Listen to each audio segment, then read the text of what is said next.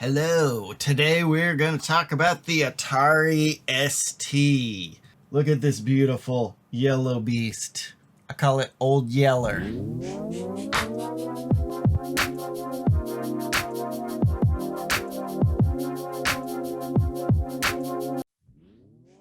So this is going to be a quick history and introduction to the Atari ST, which I think is a fairly important machine and the evolution of personal computers. And I think it's it's an interesting story. It's not a very long one. I'm not going to go into exhaustive detail on this, but I'll cover some of the high points just to give you a sense of what it's about and what was important about it and what was interesting about it.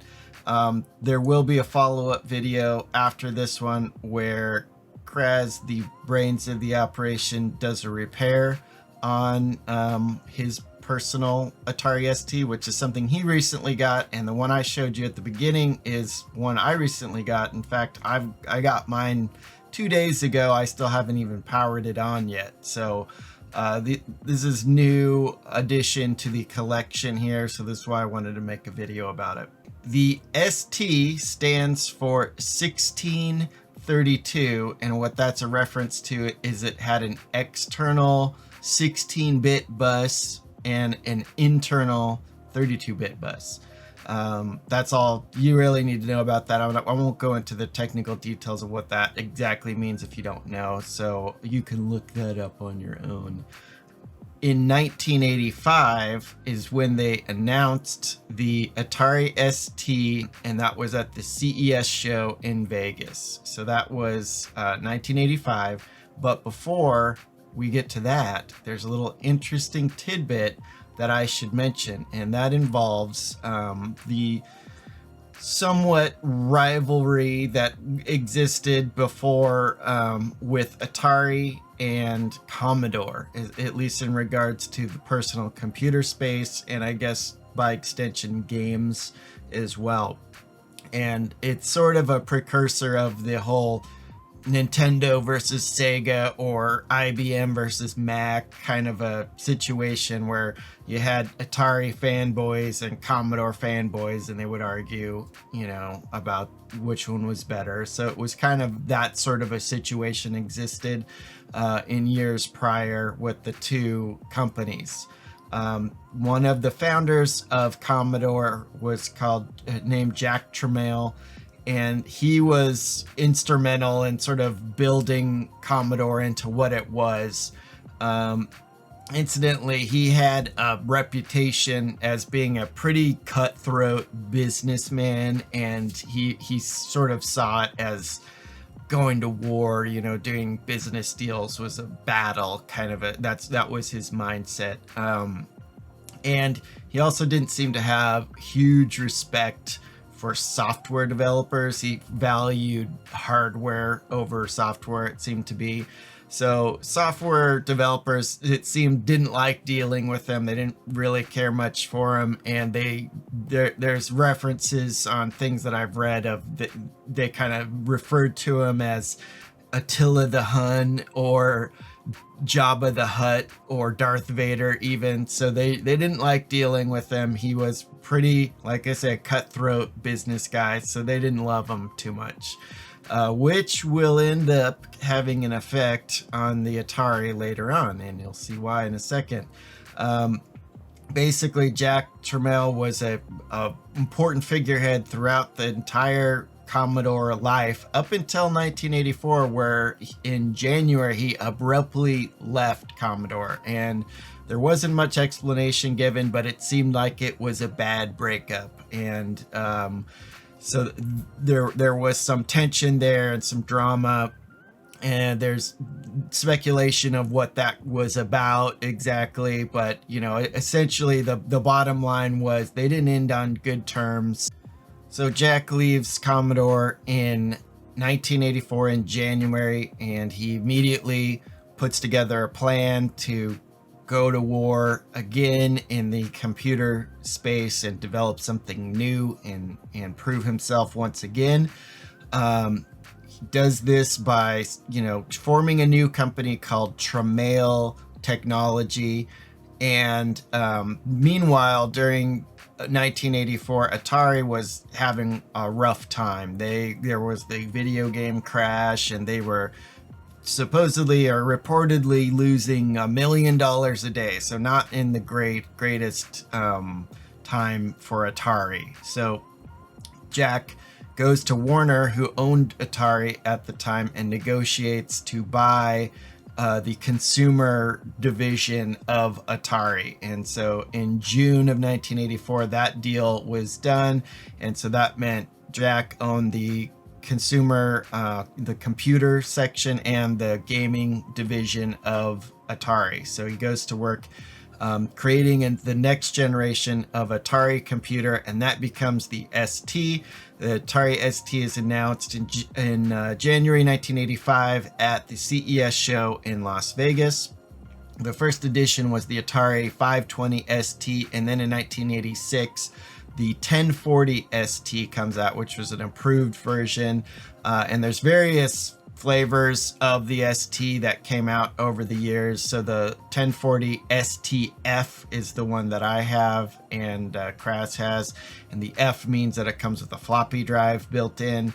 There's also STFM, which has a modulator for modulating TVs, so you can use it on a TV screen. And then there was the STE line that came out, and the Mega STE, and a whole bunch of different stuff. So there was a whole line of these computers, and so these computers were pretty powerful for the time, and especially for how much they were going for in comparison to the Amiga and the Macintosh and other computers that were available at the time.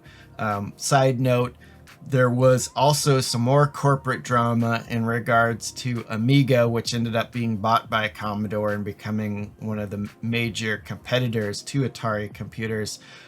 There's a whole background drama about that involves Tramiel as well, and Commodore and Atari and these previous contracts and stuff. I won't get into that because that's a story probably for a whole other video, and I may cover that if I end up doing an Amiga video at some point.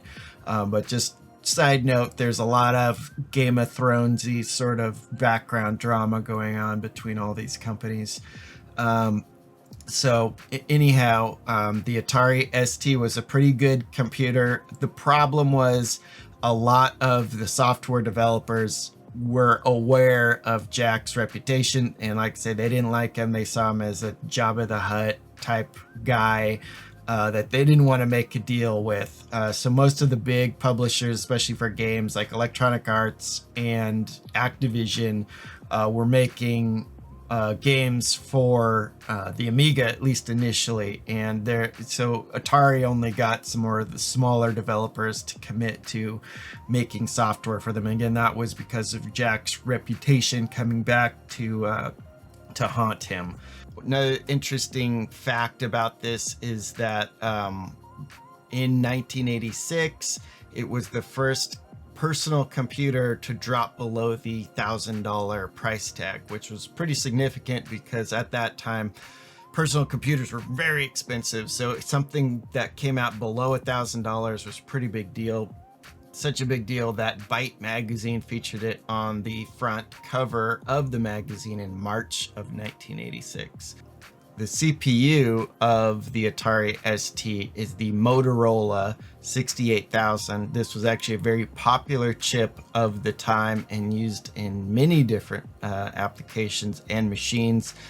Primarily, you would know it from the Sega Genesis and the Mega Drive. That was the main CPU of those. Lots of arcade machines of the time, like a lot of Capcom machines, and the Neo Geo used the 68000. The Atari Jaguar used the 68000, and incidentally, Atari ended production of the ST line in 1993 because they wanted to focus on making the Atari Jaguar console. So that was an interesting side note.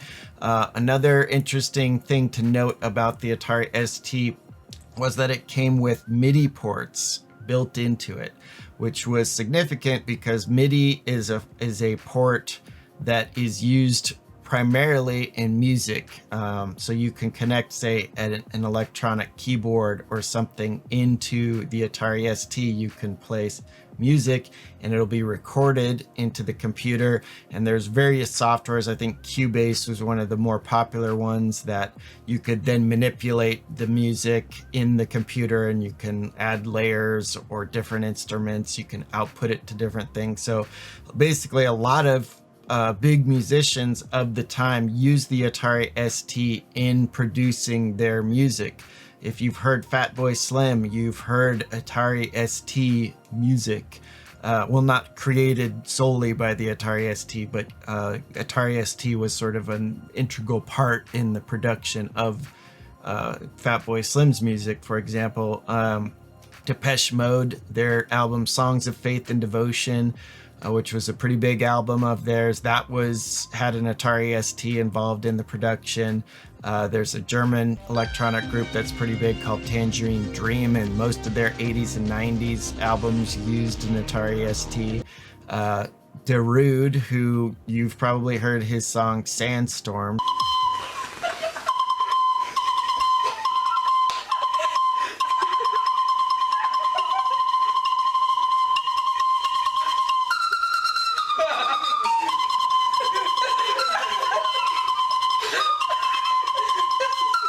That was made with an Atari ST. 808 State, you may have heard their song Pacific State. That was used, or an ST was used with making that song. The band Atari Teenage Riot partly derived their name because they used the Atari ST in producing their music. So those are just a few of many, many other artists that actually use this computer to make their albums, and some of them use the computer on stage when they perform those songs live. So that's a little bit of background information for you about the Atari ST. I thought it was interesting, especially in regards to the music. I had no idea growing up that a lot of the music that I liked was made with this particular computer. So that's kind of a cool little trivia thing about this, and I think probably one of the biggest legacies of this machine was the contributions it made to music production and the appearances it had on lots of different albums throughout the years. So that to me is one of my favorite things about this machine. But it was also in its own right a very good personal computer, and it had a lot of games on it and a lot of other cool things you could do with it in addition to music. So just wanted to cover that and give people a little bit of background about what the Atari ST is all about, and I consider it sort of the last great thing that Atari really made as far as hardware goes. The Jaguar, I guess, was technically the last thing that Atari made. I don't know if I'd go as far as say that was great, but the ST certainly was. So that was the end of an era for Atari in regards to hardware. So I hope you enjoyed this video. Please like and subscribe, and keep a lookout for our next video, which will involve opening up one of these Atari STs and doing some repairs on it. Thanks for watching. All right, you know what? This was dumb. Dump it. Trash it. This was garbage.